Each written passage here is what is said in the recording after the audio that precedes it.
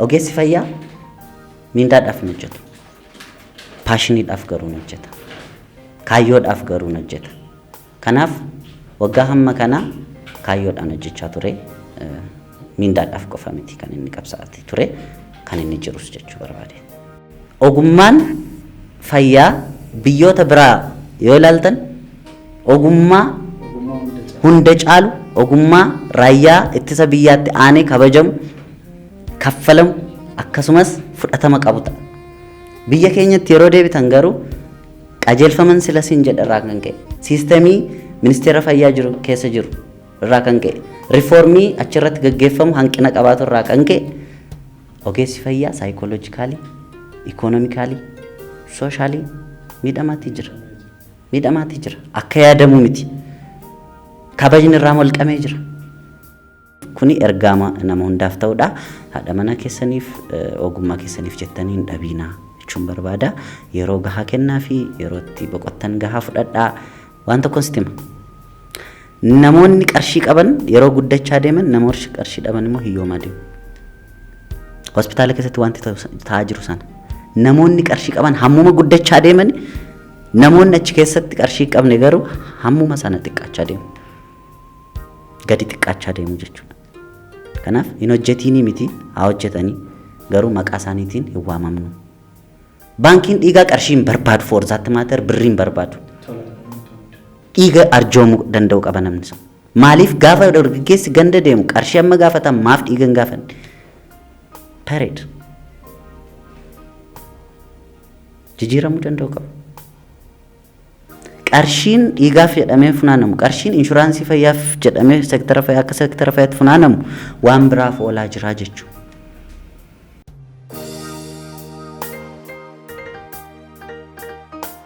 Yoo akkam jirtu hordoftoota keenya kun Kuush Poodkaastiidha. Kuush Poodkaastii yeroo hundumaa torbaaniin keessummaa haaraa qabatee isiniif dhufa. Keessummaan haaraa har'allee keessummaa haaraa qabannee waan isiniif dhufne keessummaa keenya haaraa har'a. Keessummaan keenya egaa akkuma beekamu ogeessa fayyaadha. Har'a akka kanaan dura namoota aartii keessa jiranidha kan baay'inaan kanarratti argame.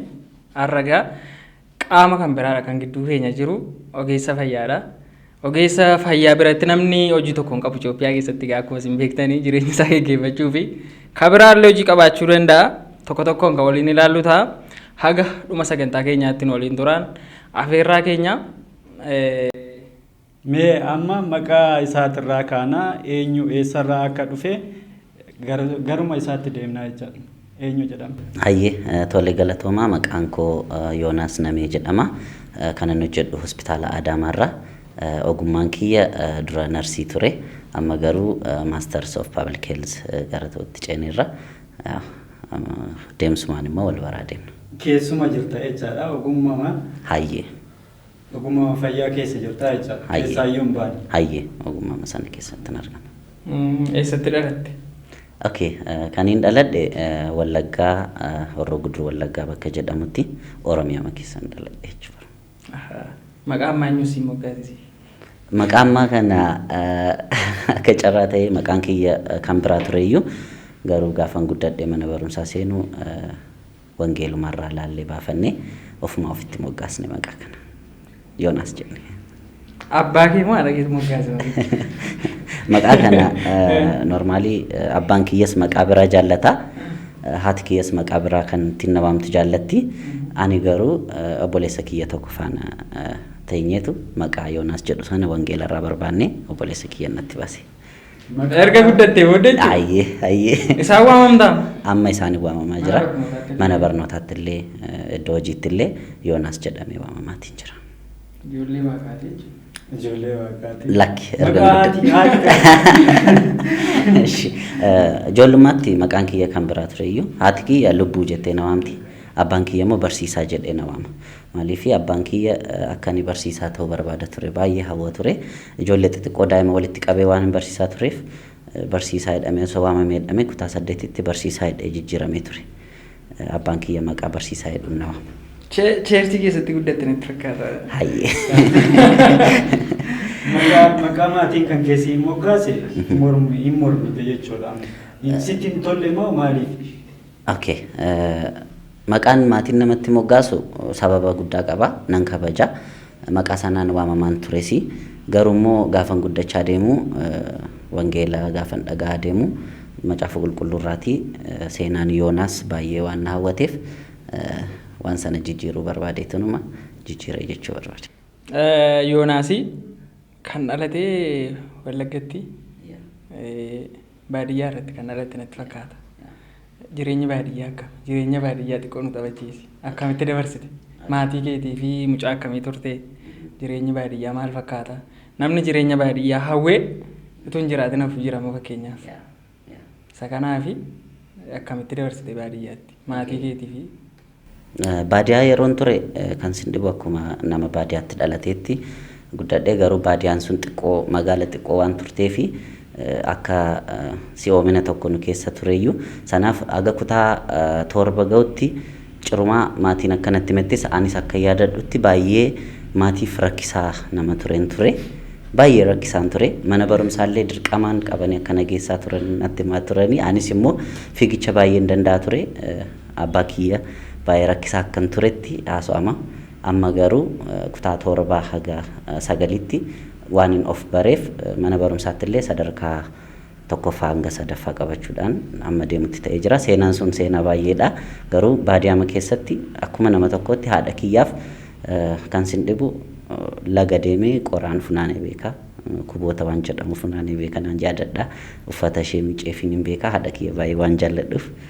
abbaa kiyyaaf illee fardeen saawwan lagaatii fidaanan ture waan sana keessa darbeera hojii baay'ee hojjechaan ture ijoollummaa kiyyatti.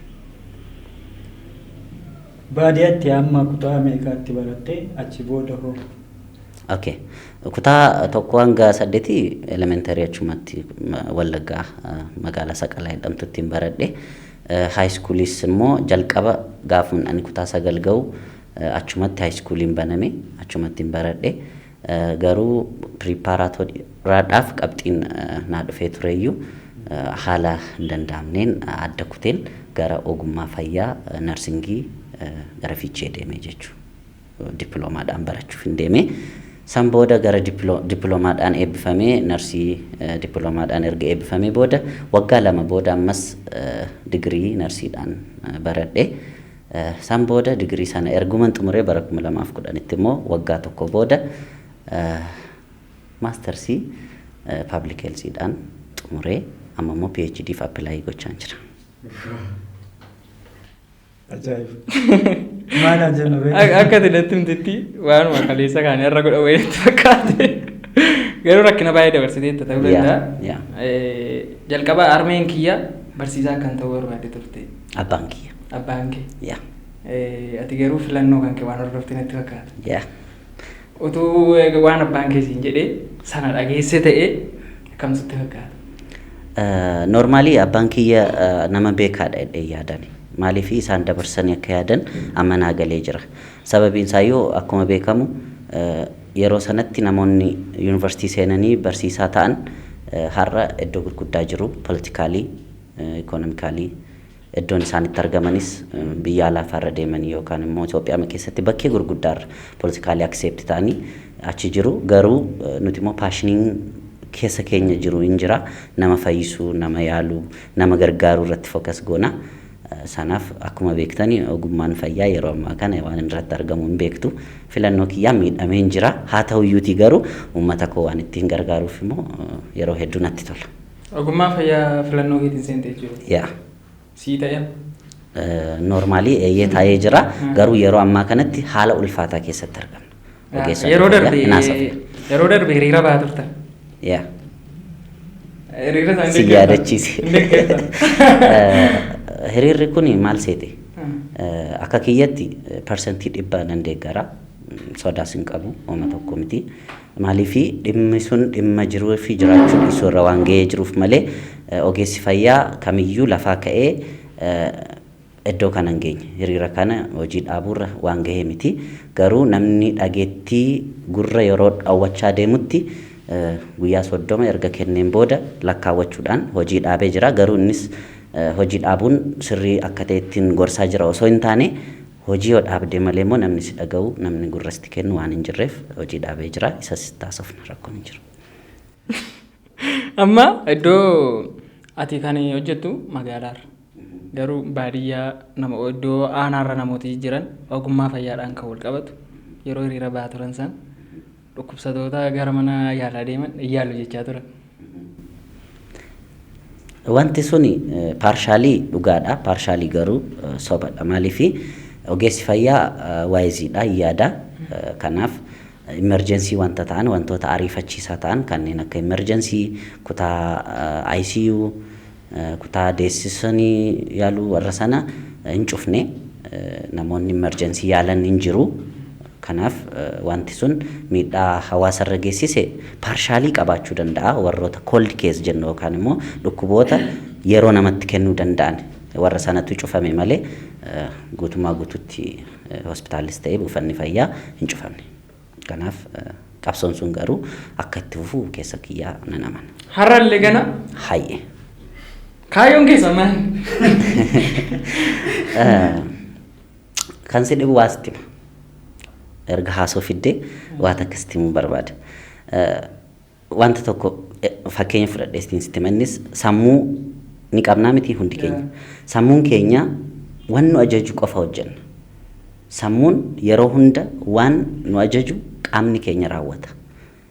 Kanaafuu sammuun nama tokko yeroo rakkina godhachaa deemu namni sun hojii hojjetu sana sirriitti hojjechuu dhaabaa deema. Kanaaf yeroo ammaa kanatti wanti ta'e hospitaala keessatti warroonni sammuu ta'an fakkeenyaaf dooktaroonni sammuu hospitaala tokkooti. Sammuun hospitaala tokkoo yeroo jeeqamaa deemu wantoonni hospitaala keessatti hojjetamaa jiran seeraan karaarra ooluuf baay'ee ulfaataa ta'a jechuudha. Seeraan hojiirra ooluuf baay'ee ulfaataa ta'a jechuudha. Isa qofa moo miti? Fakkeenyaaf dooktaroota qofaa miti. Onneen dhiiga rabsiti. Onneen gaafa rukuttuu dhiigni bakkee hunda ga'a qaama keenya. Sammuu dabalatee kan ittiin hojjetan onneetiin. Fakkeenyaaf narsoonni, miidwaayifoonni, faarmaasiin, laaboraatooriin hospitaala keessa jiru yookaan buufata fayyaa keessatti hojjechaa jiru akka onnee hospitaala yookaan buufata fayyaa sanatti ilaalamu. Ammaaf onneen yookaan rukuttaan onnee hospitaala keessa jiran buufata fayyaa keessa jiran hin dhaabbanne. Ammaa rukutaa jiru. Guyyaa tokko garuu naamani gaafa rukuttaan onnee kana jechuun narsoonni, laaboraatooriin, faarmaasiin warreen hafan ogummaan hafan gaafa dooktarootatti dabalaman gaaf sana rakkina guddaatu dhufa. Kanaaf rukuttaan onnee osoo hin dhaabatiin pacemaker kan jedhamu jira. Achirra osoo hin gahin asumatti onnee sana yaaluun hin danda'amu. Sammuu sana yaaluun hin danda'amu. Kanaaf wantoota dagatamanii darbuu qaban miti yaada. Yaadi kee sun yaada dhaabbatu miti jechuudha. Jira miti. Rakkoon kee rakkoo miindaa natti fakkaata yeroo sanatti. Namoonni baay'een rakkoo miindaa godhatanii haasawatu. Nuyi rakkoo miindaa miti. Kan si dhibu rakkichi rakkoo miindaa qofaa wal qabatu osoo hin taane rakkoo siisteemii waajjira fayyaa yookaan immoo ministeera fayyaa faana wal qabatee gadi dhufedha. Innis inni rakkoolee bu'aa ogeessi fayyaa ministeera fayyaa irraa argatu yookaan immoo hospitaala keessa hojjechuu isaadhaan ogeessa ta'uu isaatiin argachuuf malu kan silaa seerri eeyyamu siisteemiidhaan yookaan immoo qajeelfama gubbaarraa gadi ba'uudhaan irraa dhaabbatee jira. Yookaan immoo hospitaalli sun yookaan buufanni fayyaa sun akka sirnaan hin hojjenne taasisee jira. Yeroo kanatti nuyi waggaa hedduuf callisnee dhaggeeffachaati turre. Amma garuu yeroo kanatti humnaa ol waan ta'eef uummanni keenya osoo waa tokko hin qabaatiin nu barsiise nu yaalu jedhanii hospitaala keessa akka nuti hojjennu nuuf eeyyaman yaala sirrii argachaa hin jiran. Maalirraa kan ka'e miindaa irraati miti. Miindaa hamma ammaatti ogeessi fayyaa argatee hin beeku. Miindaa gahaa. Bu'aa gaarii achi keessatti argatee hin beeku. Kasi dhibu ogeessi fayyaa miindaadhaaf hin hojjetu. Paashiniidhaaf garuu hin hojjeta. Kaayyoodhaaf garuu hin hojjeta. Kanaaf waggaa hamma kanaa kaayyoodhaan hojjechaa ture. Miindaadhaaf qofa miti kan inni qabsaa'aa ture kan inni jirus jechuu barbaade. Amma yoo ilaallu dhuguma lafa jiru yoo ilaallu maal seeta dooktora yoo jedhani namni namni keenya akkamitti ilaala nama baay'ee konkolaataa bareeda qabu mana bareedaa qabu akkasitti ilaala isinoo keessa turtan waan ta'eef kanarratti maal jetta dhaamsa maaliif kennitaaf uummata keenya kanaaf jecha. Yaa dhugaa itti wanti nama gaddisiisu baay'ee isa kana. Innis maa inni ani namootaan parsanaalii beekuu qaba ofii kiyyas keessa jiraachaa waan hin jiruuf. Maaltu jira seete saayikooloojikaalii miidhaa ta'etu jira. Innis maa inni namni tokko gaafa dooktara ta'u namni tokko gaafa hakiima ta'u namni tokko gaafa ogeessa fayyaa ta'u maatiin ummata dabalatee waan irraa eegamu namni suni jireenya qajeeltoo jiraataa jedhee yaada. Jireenya irraa hafaa jiraataa jedhee yaada. Garuu wanti deemaa jiru faallaa kanaati. Ogummaan fayyaa biyyoota biraa yoo ilaaltan ogummaa hunda caalu ogummaa raayyaa ittisa biyyaatti aanee kabajamu kaffalamu akkasumas fudhatama qabu ta'a. Biyya keenyatti yeroo deebitan garuu qajeelfaman sila siin jedharraa kan ka'e siistemii ministeera fayyaa jiru keessa jiru irraa kan ka'e riifoormii achirratti gaggeeffamu hanqina qabaatu irraa kan ka'e ogeessi fayyaa saayikooloojikaalii ikoonoomikaalii sooshaali miidhamaatti jira akka yaadamu miti kabajni irraa molqamee jira. Kanaaf wanti ta'uu qabu ammayyuu taanan callisuu osoo hin taane waan sirrii qajeelfama sirreessanii ogeessi fayyaa waan gaafate waan barbaadu waan hunda dhageettiitti kennu barbaachisa jechuu barbaade. Guutuuf jechuudha. Amma akkan yaada kee irraa badhetti ogeessi hiriirri bahame suni mormiin bahamaa ture suni dhibbaa dhibbatti weemiindaadhaan kan wal qabatu miti kaffaltiidhaan miti jechuudha. Ogeessa fayyaadhaa fi iddoo isaan hojjetanitti meeshaan barbaachisu akka guutamu waan hojjetan waan guutuudhaan hojjechuu akka danda'an yaada kee irraa kan hubanne jechuudha. Kasi dhibu asirratti waan sitti hima. Osoo miindaaf ta'e hojiitti hin deebinu ture haga miindaan dabalamutti. Wanti sun waa'ee miindaa qofaa miti. Ogeessi fayyaa akkuma sila sitti hime paashiniidhaan kaayyoodhaan hojjeta. Haa ta'u iyyuu malee ani yaada tokkoon qaba kan barreesseen qaba. Yeroo gabaabaatti kitaaba ta'ellee ba'uu danda'a gara fuulduratti. Maa inni garboota hospitaalaa hidhee barreesseen jira. Yookaan immoo amaariffa isaatiinis የሆስፒታል ባሪያዎች yeroo ammaa kana literally wanti ta'aa jiru hospitaala keessatti wanti adeemsifamaa jiru garbummaa cimaadha. Yeroon akkas jedhu fakkeenyaaf narsii tokko fudhatte narsiin tokko mirga isaa gaafachuu hin danda'u. Yoo gaafate katti buliyoo sana ishiittiin bulu sana iyyuu dhabuu hin danda'a. Kanaaf sodaa guddaa keessa jiraata yeroo hunda bilisummaa sammuu hin qabu jechuu barbaadeetiin. Yeroo argatee hojii ala bahee hojjetu hin qabu. Sa'aatii 18 yookaan 16 hospitaala keessatti dabarsa. Isa qofaa miti. Qajeelfamni sa'aatii 15 night duty'n akka hojjetamuuf eeyyama. Namnis kan beeku kana. Garuu mootummaa naannoo Oromiyaa jalatti specially ministeera fayyaa Oromiyaa jalatti ka Oromiyaa keessatti jiru sa'aatii 7 qofa herregamaaf. Sa'aatii 18 hojjete. Sa'aatii 15 herregamuu qabu keessaa sa'aatii 7 qofa eeyyamamaa fi sa'aatii 8 boqonnaa akka bahu taasifama. Boqonnaan sunu boqonnaa sirrii miti. Yoo namni hin jiraanne galee isatu hojjeta deebi'e. Kanaaf garbummaan hospitaala keessa jiru, garbummaan ogummaa fayyaa keessa jiru yootti seenan malee hin argan. Kana jechuun barbaada.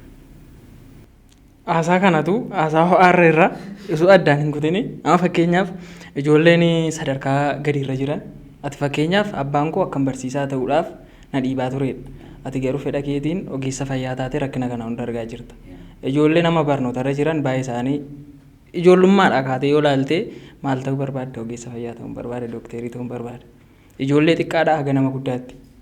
Namooti baay'een amma barnoota amma ijoollee nama jiran ni ba'u eessa dhaqu ogummaa fayyaatti seenu. Neersingii irraa kan eegalan jiru amma tuqaan ammaan beekta hundumtuu gara ogummaa fayyaatti deebi'aa jiran. Akka ati jechaa jirtutti immoo dhiibbaa guddaatu jira gama sana. Mirgi keenya illee akka kabajamaa hin jirre ilaalchi gaariin akka nuu taasifamu jedhaa jirta. Utuu yaada kana addaan kutuuf osoo hin taane ijoollee ganaa gara ogummaa fayyaatti dhufaa jiran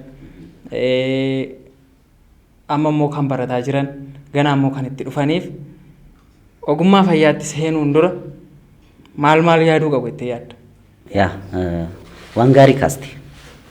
Waan hamaa qofa dubbatanii deemuun gaarii miti. Garuu gara fuulduraatti wanti ta'u abdii kennamoo hin kennuu isa jedhu ilaaluu qabna. Ogummaan fayyaa abdii qabamoo hin qabu isa jedhu ilaaluu qabna. Akka ammaatti yeroo kanatti haqa dubbachuudhaaf wanta tokko mootummaan riifoormii gaggeessaa jira. Riifoormiin bakkee tokko irratti gaggeeffame baay'ee namatti tola. For example, turizimii irratti. Naannoo babbareedaa adda addaa uumamaa jira, koriidar limaatiin adda addaa hojjetamaa jira, biildingiin ijaaramatii jira, biqiltuun hedduun dhaabamaa jira. Akkasuma garuu guyyaa tokko ministeerri fayyaa yookaan immoo seektarri fayyaa riifoormii cimaa gaggeessa kan jedhu keessa koo jira. Abdii sana hin qabu. Kanaaf warri amma jala jiran dadhabanii duubatti hafuu osoo hin taane mirga isaanii gaafachaa garbummaa sana jalaa of baasaa abdii kana immoo qabachaa riifoormiin seektara fayyaa keessatti akka dhufu dhiibbaa gochuu qabu. Sodaa guddaa keessaa bahuu qabu. Mootummaa mannu eeyyame bar mirga dubbachuu mootummaan eeyyamee jira. Amma mootummaa irra keessa jiru osoo hin taane kan gadi hacuucaa jiru bulchitoota warra hospitaala keessa jiran, buufata fayyaa keessa jiran, naannoo magaalaarraa namoota bulchan isaan bar malee yeroo hunda mootummaa arrabsaa oolaa miti hundumtuu. Namni dubbatu hin jiru. Garuu mirga isaanii gaafa gaafatanii miidhaa bu'aa isaan argachuu malan dhabu hospitaala keessatti. Kanaaf sodaa sanarraan kan ka'e dhaabbatanii malee warri barachaa jiranis jabaatanii akka baratan dabarsaa fi ergaa. Warri immoo xumuranii jiranis abdii osoo hin kutiin gara ogummaa kanaatti akka dabalaman nan jajjabeessa. Maaliif seete? Ogummaan kun lafarraa badaa deeme jechuun kan miidhamu eenyu? Maatii kiyya. Isin nuyi. Kanaaf seektara fayyaa keessatti riifoormii cimaa gaggeessinee jijjiirama sana fiduu qabna jedhee yaada. Aga yoomitti kan itti fufu mormiin? Mormiin jecha tokko jira. Mormaan hin kufaa, mormiin immoo ittuma fufaa jedha. Bar har'a mormiin sun yeroodhaaf sodaachisanii dhaabsisuu ni danda'u. Deebii osoo hin kennin irra taruun illee ni danda'ama. Yeroo tokko garuu dhahuun isaan oolu. Inda'um kaammaa caalaa seektaroota biraa dabalatee dhahuu ni danda'a. Garuu waanuman sila irra deddeebi'e riifoormii cimaa seektara fayyaa keessatti waan amma ka'e kana yoo sirriitti hojjetan seektarri biraa sanarraa baratee riifoormii gaggeessuu ni danda'a. Kan kanaasii garuu ittuma fufaa jechuu barbaade. Mormiin itti fufu anillee nan deeggeraa. Akka kootti waan hojjechaa irratti namni yoo na deeggere natti tola. Akka deeggeramtan hin barbaanna.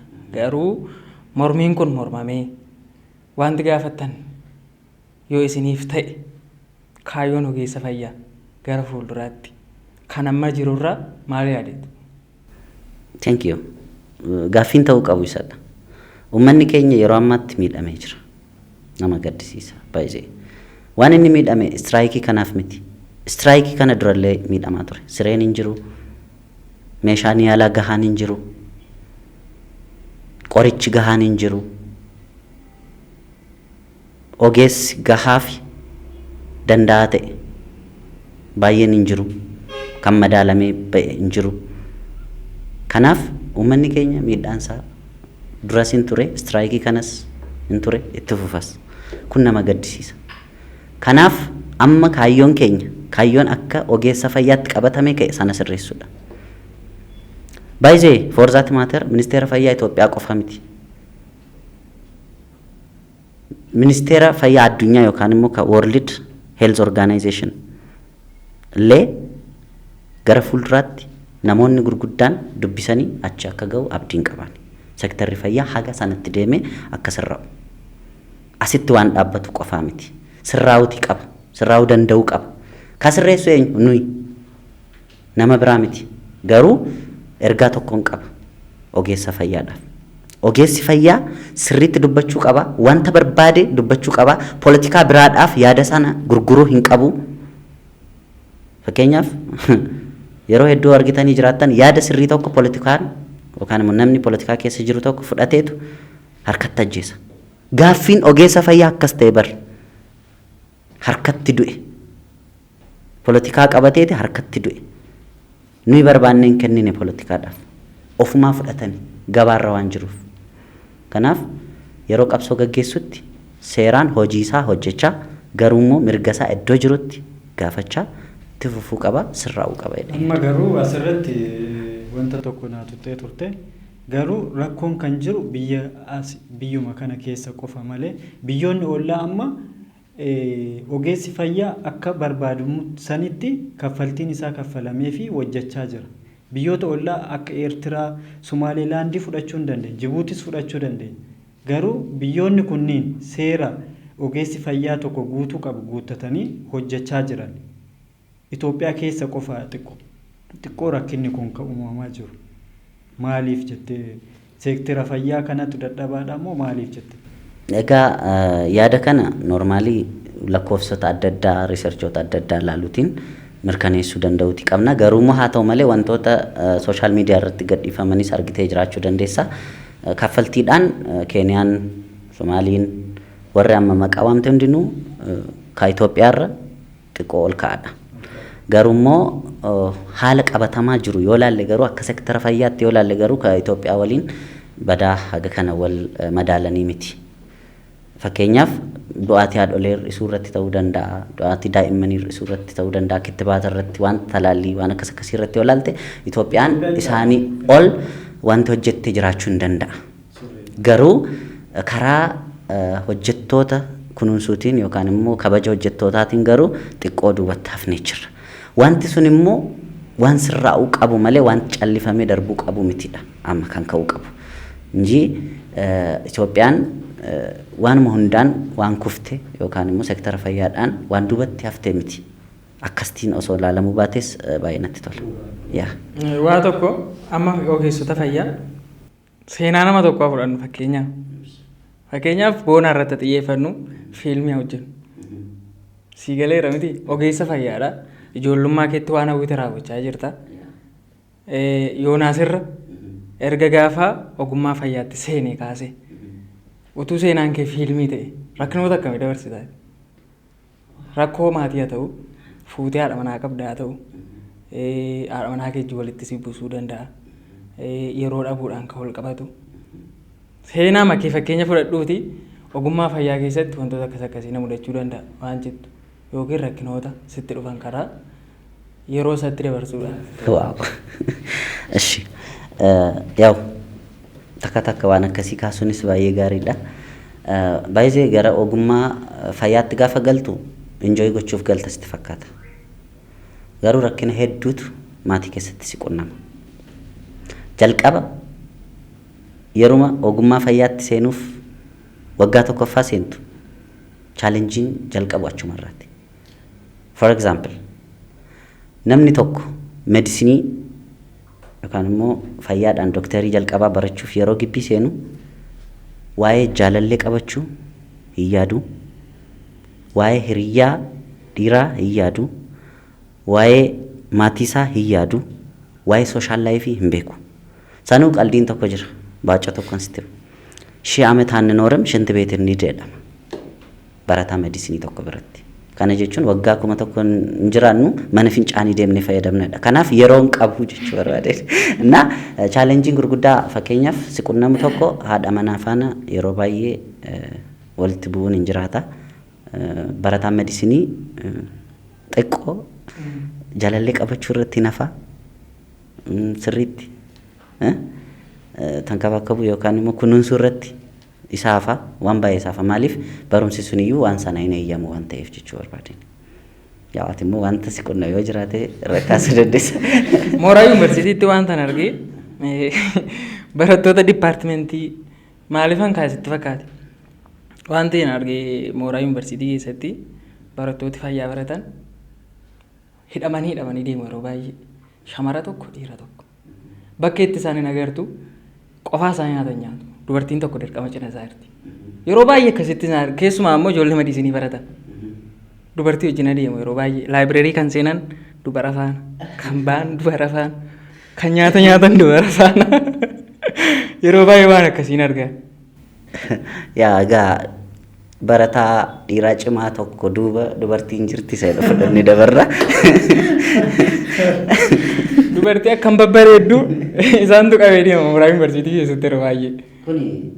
Garuu yeroo hin qabnu jedhu. Definitely haasaf baacof ta'uu danda'a kan kaaste. Dhugaa koodha. Isuma dhugaa koodha. Barataan meedisinii biratti baay'ee yeroon baay'ee guddiidha ulfaataadha. Maybe wajjin deemuu danda'u. Yeroo hin qabnu yeroo baay'ee isuma dhugaa koodhaan waan arginu isuma sirrii yuunivarsiitii keessatti ijoolleen fayyaa baratan dubartootaan qabatee deemu isaanuma dubartii bareedduu ta'u garuu immoo yeroo hin qaban. Maybe waan inni jechuu barbaadu asirratti normaali sirrii ta'uu dandeessallee dubartoota barataa meedisinii gaafa jedhamu barataa cimaadha beekama barataa qabxii olaanaa qabudha. Maybe dubartoonni haqachiisaniif yookaan yaada as geessanatti dhufu jechuudha. Nama cimaa dhiyaatu ta'uu danda'a. Haqachiisan. Kanumaan haqachiisanii.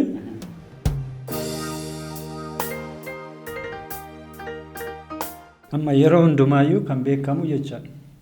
Ogeessa fayyaa yeroo jedhamu waan hundumaayyuu itti kennamaa namni ammoo jireenya isaa hin beeku waan ta'eef jireenyi isaa doktora yoo jedhamu ogeessa fayyaatii waan hundaa namni tokko baadiyaatii yoo dhukkubsate sii bilbila. Akkana ta'eera maal ta'eera jedhee sii bilbila. Wantoonni akkasii sunnis si mudatee beekaa? Yaa'u wanti kun wantuma yeroo hunda nu mudatudha. Namoonni yeroo rakkatan yeroo hunda waaqayyotti taansee kan isaan waammatani ogeessa fayyaati. Kanaaf inda'um yeroo hedduu kan naqunnamu fakkeenyaaf baadiyaa hojjedheen ture. Baadiyaa keessatti rakkina buufata fayyaalee babal'isuu cimaatu jira. Yeroo sanatti ogeessuma fayyaa bilbilatanii waammatu namni hunduu dooktarimatti fakkaata hakiimumatti fakkaata garuu immoo gargaarsa first aid yookaan immoo isa jalqabaa jedhamu waan kennamuufiif yeroo hunda gara keenyatti bilbilu regular routine kan jedhamu keessa jira inni nutti bilbilatu yaa. Ogeessi fayyaa dhugaa dubbachuuf ogeessa fayyaa jechuun akkuma jettee waaqaa gaditti kan jiranidha. Eegumsaaf keenyaaf jechuudha. Otoo mata duree silaatti gaddeebinee natti tola. Osoo baadiyyaatti gaddeebinee natti tola. Mata duree lama gidduun jira. Yeroo ijoollummaa sanatti gaddeebinee haasofsiis natti tola jira. Garuu erga gama ogummaa fayyaa kanatti ceene hospitaala keessatti halkan bulanii hojjechuun jira. Garuu fuuteetta? Hin fuune sodaatiin. Gaaffii tokkoon sii qaba tureetu fuuteetta ta'e. Yeroo ammas gaaffichi sii nafu. Fakkeenyaaf Yoonaasii jaalallee haa qabaatu. Yeroo ogeessa fayyaadha. Halkan bultee hojjechuu dandeessa. Guyyaallee achi ooluu dandeessa. Gaafa kanaa nama kana wajjin wal dhabuu dandeessa. Ogeessi fayyaa tokko tokko namoota nan beekan. Namoota gargar ba'an illee nan beeka. Ogeessa fayyaa fi namni biraa wajjin gaa'ela kan dhaabbatee gargar ba'an nan beekan. Gargar baatee namoota gargar ba'an kana ittisuudhaaf jechuudha. Kanarratti haasofnee natti tola. Yoonaasii jaalallee isaa waliin gaa'elaa gaggeeffatu waliin jireenya taafufu yeroo laattuuf. Wal dhabdeen isin gidduutti uumama.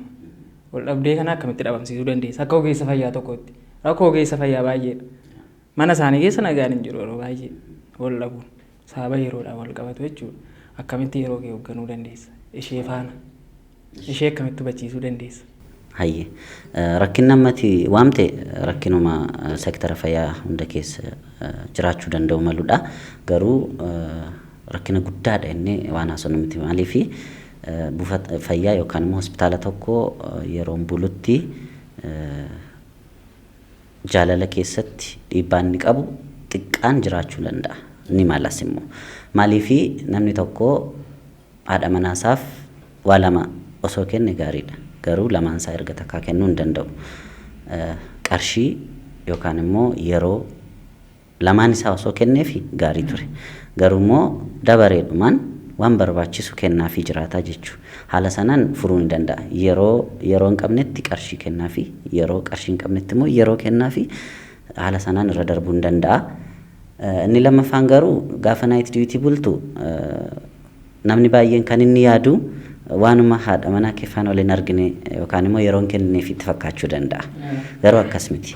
Wanti suni galgala yoo night duty bultee guyyaa garuu gara maatii kee deemuu dandeessa yookaan immoo gara jaalallee kee deemuu dandeessa. Yoo immoo guyyaa achi oolte galgala mana jirta. Kanaaf yeroo baay'ee rakkinni akkasii mudatu garuu iddootti mudatu qaba. Fakkeenyaaf barattoota rezidentii jedhaman yookaan immoo hospitaala keessa achuma jiraatan yeroo hunda yeroo isaan achitti dabarsantu jiru. Isaan maybe tulfaachuu danda'a. Maaliif takka sa'aatii 26 hanga 36 hospitaala keessa dabarsuu danda'u. Achi gaafa galan immoo deemanii dadhabanii rafuu danda'u. Kanaaf jaalala keessatti immoo akkuma beekamu walqunnamtiin saalaa baay'ee barbaachisaadha. Iddoo guddaas immoo hin qaba. Naa kanatti namanna hundi keenya iyyuu kanaaf wanta sana kennuufi dhabuu ni mala yeroodhaaf. Yeroo sana walitti bu'iinsi uumamuu ni danda'a jechuu barbaadeen. Kanaafuu kanaafuu hin uumamu jechuu miti hin uumamaa garuu hundarratti miti. Night duty waan buleef miti nama biraarrattis immoo waan akkasii yeroo kennuu dhabuutiin uumamuu waan danda'uuf kuni ergaama nama hundaaf ta'udha. Haadha mana keessaniif ogummaa keessaniif jettanii hin dhabiinaa jechuun barbaada. Yeroo gahaa kennaa fi yeroo itti boqottan gahaa fudhadhaa. Barattoonni tokko normaalii yeroo sana dhabuu danda'u. Waan sana immoo haati manaa isaanii yookaan jaalalleen isaanii ogeessi fayyaa isaaniif jecha jireenya isaa jiruu isaanii ol qabuuf jecha waan barachaa jiruuf hawaasa isaa gargaaruuf biyya keessatti waan guddaa uumuuf waan barachaa jiruuf sana hubatanii dubartoonni illee mana keessaa nagaa kennuufi qabu hubachuu danda'uu ni qabu. Weekend irratti yookaan immoo torbee dhumaa irratti akka waliin bashannanan iskeejul godhatanii haala sanaan furmaata argachuu danda'u. Amma asirratti jecha turte maaliif namni tokko fedhii wayiin qabaamte dargaggeessa waan taateef fedhii wayiin qaba. Kana irratti walqunnamtii saalaa walitti dhufeenya walqunnamtii saalaa irratti dhiira moo dubarootatu fedhii irra qaba? Okay. Thank you. Gaaffii gaariidha. Yaw kun ogeessa fayyaa gaafa taatu waan sitti ulfaatu miti. Namoonni biraa itti ulfaachuu hin danda'an. Namoota biraatiif amma ani beekaa namoota biraatiif akka ifa ta'utti sirriitti ibsime. Sirrimatti sitti makana. Maal seete fedhiin saayinsiidhaan waddoo tokko keessatti fiiziyooloojii keessatti waa tokko keessatti yeroo barattu normaalii jechaanis gaafa dhageenyu dubartoonni parsantii 75 fedha godhachuu danda'u dhiirri immoo parsantii 25 fedha godhachuu danda'a jedhamee amanama. Haa ta'u iyyuu malee dhiiraaf dubartii yeroo fudhattu akka suphee fi akka eelee sibiilaatti fudhachuu hin dandeessa. Maaliif dhiirri dafee fedha yookaan immoo miira walqunnamtii saalaaf kaka'uu ni danda'a. Dafees immoo miira sana fixachuu hin danda'a. Dubartiin immoo suuta jettee miira sana fiddi gaafa miirri suni dhufu garuu gadi buusuufis haagasuma sana turuu hin danda'a. Kanaaf wal hubatanii miira wal qixxeessuun baay'ee barbaachisaadha jennee yaadna. Akka fayyaatti immoo namni tokko miira walqunnamtii saalaa qabaachuun fayyummaadha. Nda'um gaa'ela dura wanti cheek ta'u keessaa tokko walqunnamtii saalaa irratti wal hormaataa sirna wal hormaataa irratti HIV yookaan immoo dhukkuboota daddarboo biraa irratti qorannoon hin taasifama cheek godhamaa jechuu barbaadanii haaluma sanaan gaa'elillee eeyyamama. Tole erga akkas ta'e mata duree ammaa keessaa osoo hin bahin haadha manaa isaatiif ogeessi fayyaa tokko kan kennuu qabu maallaqa kennuufii qaba jetteetta. Jaalalli murteessaa jetteettaa yeroon dubartooti fakkeenyaaf haati manaa kee ogeessa fayyaadhaaf kunuunsa akkamii gochuu qabdi? Normaalii wanti kuni ogeessa fayyaaf qofayyoo osoo hin taane namoota biraafis hin fayyada garuu akka ogeessa fayyaatti ispeesifikaalii gaafa kaasnu dubartoonni ogeessa fayyaatti heerumanii carraas qabu xiqqoommoo carraas akka dhabanitti lakkaa'amuu danda'a. Maaliif carraa qabu gaafa hin jedhu dubartiin ogeessa fayyaatti yeroo heerumtu yookaan immoo yeroo itti dhiyaattu waan baay'ee argachuu hin dandeessi. Fakkeenyaaf sirna qulqullina eeggachuu, fayyaa wal qabatee wantoota wal hormaataa irratti jiran waan hundayyuu karaa sana beekumsa guddaa argachuu dandeessi ogeessa fayyaa sanarraa jechuudha. Garuu immoo wanti miidhamtus immoo jiraachuu ni mala. Kanaaf waan isheen hubachuu qabdu keessaa inni tokko ogeessa fayyaa kunuunsachuu, manatti qabachuu, akka inni diidandeemne gochuun beekumsa dubartii barbaachisa yookaan immoo gahumsa dubartii tokko barbaachisaa jechuu barbaadeen haala ittiin qabattu irratti. It depends. Dubartoota irratti hundaa'a. Tolee erga jettee haa ta'u inni kan biraan yeroo baay'ee fiilmii Itoophiyaa keessatti hojjetamanii fi ogeessa fayyaa. Yeroo baay'ee fiilmii kan afaan Oromoo irratti hin arginu. Kan fiilmii muuvii afaan Amaariffaarra jiru irratti ogeessi fayyaa ogeessa fayyaa irraa waan hin eegamne hojjeta. Fiilmii keessatti yeroo baay'ee isa kan akkamitti ilaalta? Shamarree gaafa gudeedan faan argamu, nama yaalamuu dhaqee gaafa qabatan faan argamu. In ta'u jechuu miti. Namni miira isaatiif gochuu danda'a. Wanti beekamaan hin jiru. Namni fiilmii kana barreessu hojjetu waan arge yookiin dhagee hojjechuu danda'a. Garuu immoo akka ogeessa fayyaa tokkootti fiilmii keessatti wanti kun gaafa hojjetamu yoo hojjetame akkamitti hojjetamuu qaba? Hojjetamuun isaa sirriidha yaadda. Kabaja ogeessa fayyaadhaaf akkam. Okay, thank you. Baay'ee waan cimaaf waan keessa koo jiru kaasti.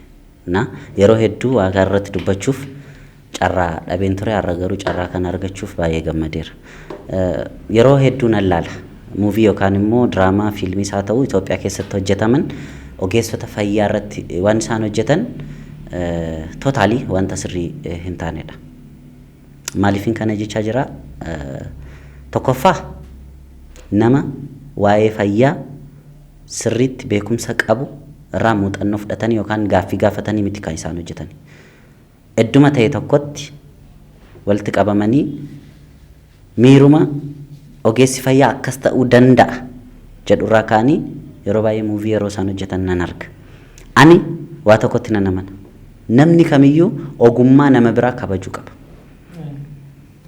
Kuni maaliif taaseeti? Ogummaa namaa yeroo kabajju ogummaan kee kabajamaa deema. Ogummaa namaa gaafa salphisaa deemtu garuu ogummaan kan namicha sanaas salphachaa deema. Kanaaf ogummaan aartii yookaan immoo ogummaan fiilmii, industiriin fiilmii yookaan industiriin aartii keessa jiru biyya tokkoof yookaan ogummaa tokkoof baay'ee guddina fiduu hin danda'a. Yookaan immoo wanta ogummaa nama biraa sana mul'isee biyyatti beeksisuu hin danda'a. Garuu miidhaas immoo akkasuma qabaachuu hin danda'a. Sana yaaduuti qaba. Gara yaada keetti yeroon sii deebi'u hospitaala keessatti wantoota hojjetaman yoo argite irratti tootaalii soba. For example, ogeessi fayyaa tokko gaafa eebbifamee ba'u kakuu inni kakatutu jira.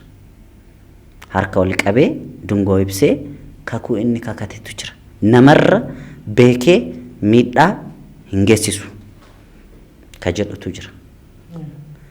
Really waan amma yoonaa umurii koo keessatti arge waggaa 10 ogummaa fayyaa kana keessa hojjedheera. Guyyaa tokko namni ogeessa fayyaa ta'e tokko seeraan ala hospitaala keessatti waan akkasii yeroo raawwatu ijaan argee hin beeku garuu gurraan dhaga'ee hin beeka xiqqoo. For example, yeroo takka takka wantoonni hin taane qoricha gurguruu, meeshaa mana yaalaatti baasanii gurgurachuu, namoota jalaa mucaa daa'ima hatanii hachisiisuu, keerlesummaa yookaan immoo maal na dhibee tiin achi keessatti namni akka du'u yookaan akka garmalee dhukkubsatu taasisanii beeku ta'uu hin danda'a. Garuu akka fiilmii irratti arginu sanatti nama keessaa waan baay'ee baafatanii dubartoota achi keessatti gudeedu tootaalii soba.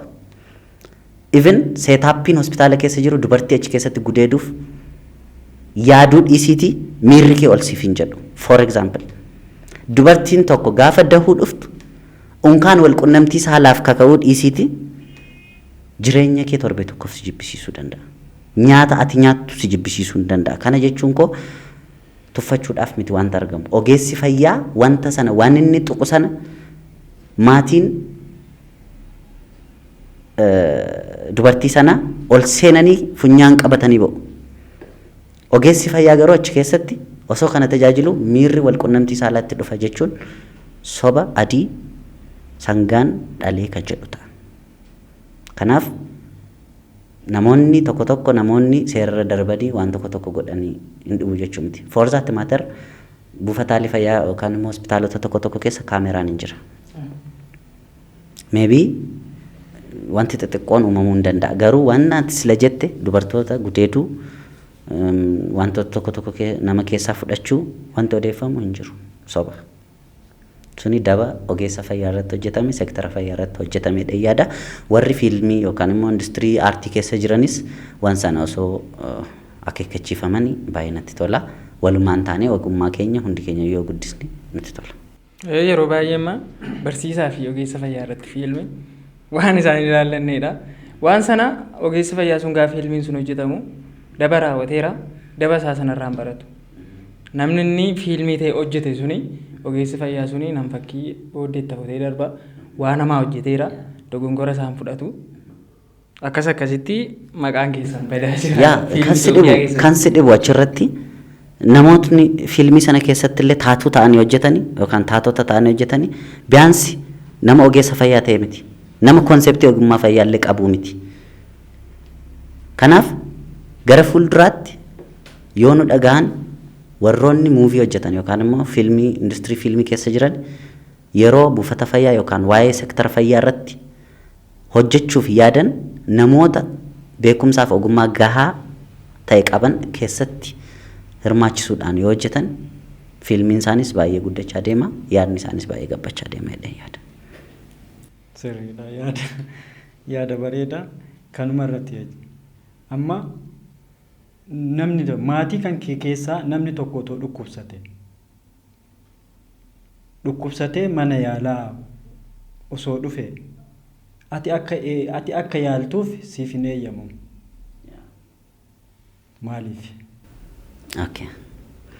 Kuni waanuma ifa ta'edha. Aadaamaanuu yookaan immoo kaalchiraalii yeroo fudhannuyyuu namni tokko fira yeroo ta'u dhiiga yeroo ta'u emotional ta'a.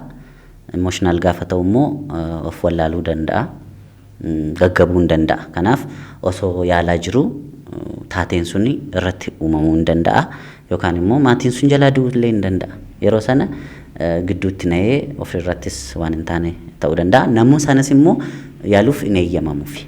Garuu wanti tokko jira. Wanti ati beekuu qabdu. Hospitaalota keessatti namni tokko sooshaal yoo jedhamu inni warofaa qabatee salfii qabatee taa'aa osoo jiru sooshaal yoo ta'e dursa garuu isaaf laatamu. Kun ammoo sirriidha. Yaa'u rakkoon seektara fayyaa keessa jiru rakkoo ciccimaatu jira. Wantoota furamuu qabantu jiru.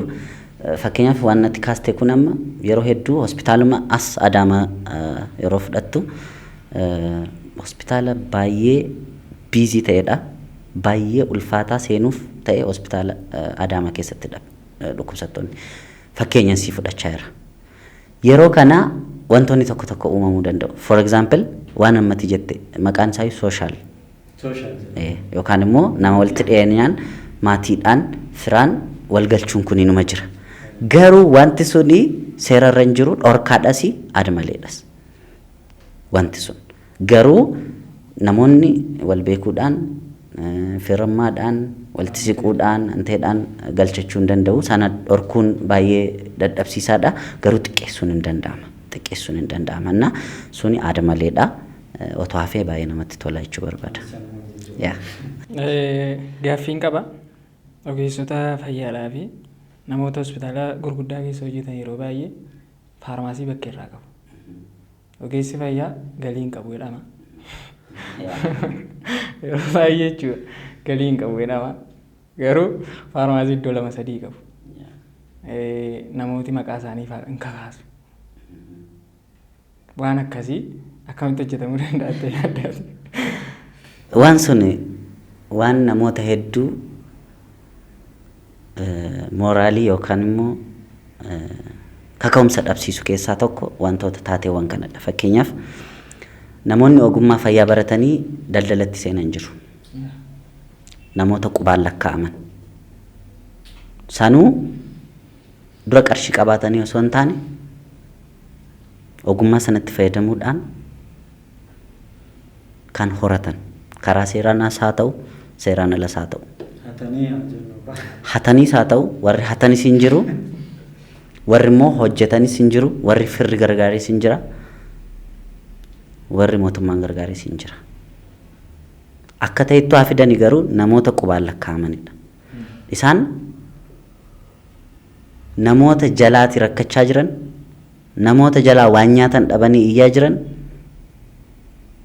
akka aayikanii guddaa tokkotti akka biyyaatti argamanii gaaffiin amma ka'aa jiru sun deebii akka hin arganne waan gochaa jiru keessaa tokkoyyuu namoota sana. Hin hojjetiin miti sektarri fayyaa hundumtuu hojiitti galee hojjechuu qaba. Garuu bifa hirmaachisaa ta'een osoo hojjetame wanti sun sirriin itti fakkaata. Waan tokko sii kaaseen darba. Hospitaala keessatti namoonni bebbeekamoof yookaan immoo dooktarii ispeeshaalistii isaa ol ta'an kilinika qaban ni jiraachuu danda'u. Isaan hospitaala dhiisanii deemanii hojjetachuu hin danda'u yeroo hedduu waan argamu. Maaf hojjetanii miti mootummaanis qarshii gahaa waan hin kaffalleefiif eeyyameeraaf jiraachuu danda'a. Garuu narsiin tokko baatee hojjechuu dandeessi jettee waan gaafatte hin dandeessu. Yoo baatee waan itti dhufu beekti. Miidwaayifiin tokko baatee hojjechuu dandeessi hin dandeessu. Laaboraatooriin tokko bahee sirriitti akkasitti hojjetachuu danda'a hin danda'u. Maaliif? Alaqaa baay'ee waan qabuuf. Inni sunoo alaqaa waan ta'eef. Waan tokko sitti hima. Namoonni qarshii qaban yeroo guddachaa deeman namoonni qarshii dhaban immoo hiyyoomaa deemu. Hospitaala keessatti wanti ta'aa jiru sana. Namoonni qarshii qaban hammuma guddachaa deeman namoonni achi keessatti qarshii qabne garuu hammuma sana xiqqaachaa deemu.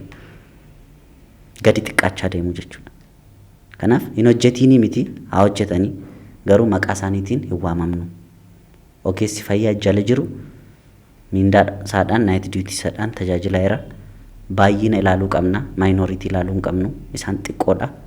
Hojii isaanii hojjetatanii itti hafufanii garuu hospitaala isaanii keessatti kiliinika isaanii keessatti sa'aatii tirfiidhaan yookaan immoo sa'aatii raafaa kaffalanii namoota hospitaala keessa jiran osoo hojjechiisuu danda'an gorsanan isaaniif qabudha. Dhaabbiidhaan osoo hin taane namoonni sa'aatii dabalataa kiliinika isaan qaban keessatti galanii laaboraatoorii isaan qaban keessatti galanii akka hojjetan yoo eeyyaman dirqama isaanii bahanii jiru jechuudha. Kanaaf daldala sana hin hojjetiin miti haa hojjetanii garuu namoota fayyadamoo hojjetanii. Asumarratti jechuun as keessa osoo hin bahin seektarri fayyaa waan baay'ee hojjechaa jira. Waan baay'ee fooyyessee jira. Fakkeenya fudhachuu hin dandeenya inshuraansii fayyaa hawaasaa. Inshuraansiin fayyaa hawaasaa hojjechaa jira. Dhugumatti uummata keenya uummata naannoo fayyadaa jira. Garuu ammoo baankii dhiigaa yoo fudhanne baankiin dhiigaa hamma inshuraansii fayyaa hojjetaa jiru kana baay'ee hojiirra itti argamu. Yeroo tokko ilaaluu hin dandeenya. Haadholiin dhiigni garmalee da'umsarratti garmalee jigee yeroo dhiiga argachuudhaaf rakkatantu jira. Namoonni tokko ammoo sababuma dhibee garaagaraatiin dhiigni isaanii baay'ee garmalee dhangala'ee dhiigaaf rakkachaa jirantu jira. Kanaaf baankiin dhiigaa maal yaada kanarratti? Thank you. Yaada lama kaastee yaadni tokkoffaan inshuraansiin fayyaa buufataalee fayyaa yookaan immoo hospitaala keessatti seektara fayyaa keessatti akkamiin hojjechaa jira isa jedhudha. Riiformiin sun dhufuu isaatiin namoonni hedduun fayyadamaniiru. Obvious hin beekama. Faayidaa guddaadhas. Na ekspiraansii guddaadha. Na haala qabatamaatiin inshuraansiin waan kavar gochuu danda'u qabu qaba. Waan immoo kavar hin goone qaba. Fakkeenyaaf balaa konkolaataadhaan nam tokko yoo dhufe inshuraansiin kavar gochuu dhiisuu danda'a.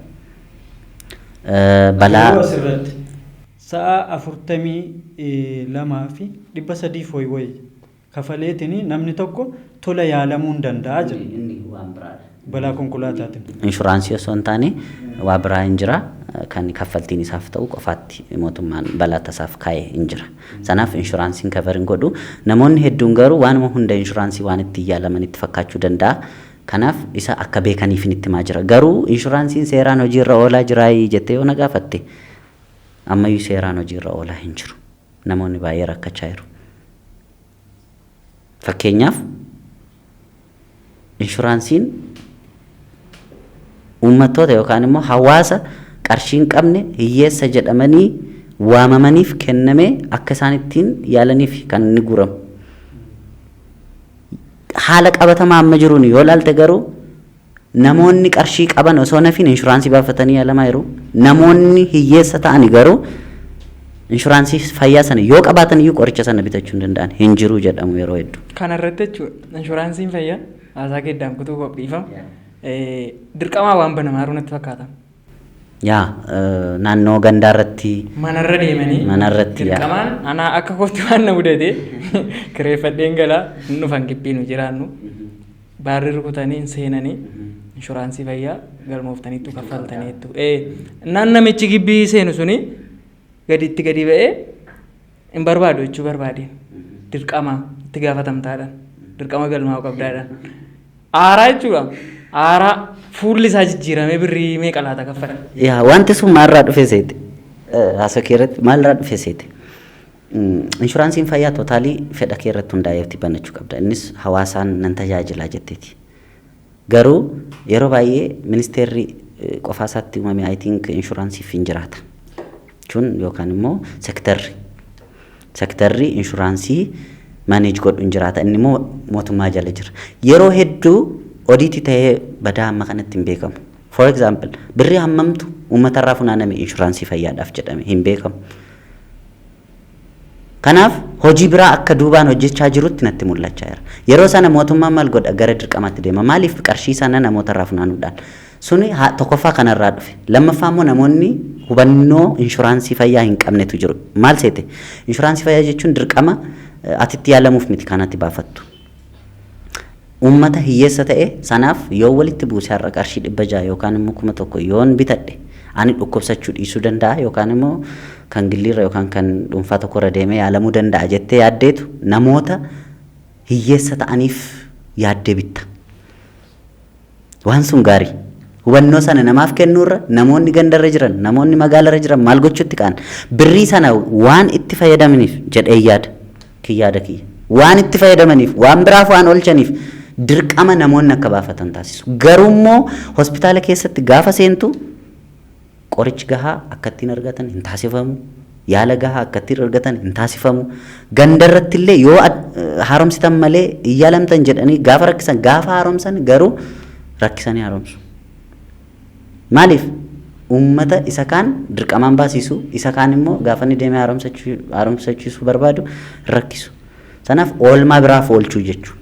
Suni hafuutti danda'u qaba. Malee dirqama miti jechuudha. Dirqama miti. Garuu akka lammummaa tokkotti yeroo itti dhaga'amu kaasuu qabda. Asuma waan yaadachiiste waa'ee baankii dhiigaa. Yoo ilaalte baankii dhiigaa hojii guddaa Itoophiyaa keessatti hojjechaa jira. Maaliifi nam tokko dhiiga dhabee tasa du'uu danda'a. Gaafa dhiiga sana argatu immoo gaafa inni fayyu ija kiyyaan argeera. Kanaaf baay'ee barbaachisaadha jechuu yeroo garuu wanta tokko jira gaafa ganda deemtu mee ilaali kan baankii dhiigaa qarshii gashiiseedha. Baankiin dhiigaa qarshii hin barbaadu foorzaatti maater birrii hin barbaadu. Dhiiga arjoomuu danda'u qaba namni sun. Maaliif gaafa dargaggeessi ganda deemu qarshii amma gaafatan maaf dhiiga hin gaafanne? Pareed. Jijjiiramuu danda'u qaba. Qarshiin dhiigaaf jedhamee funaanamu qarshiin inshuraansii fayyaaf jedhamee sektara fayyaa akka sektara fayyaatti funaanamu waan biraaf oolaa jira jechuudha.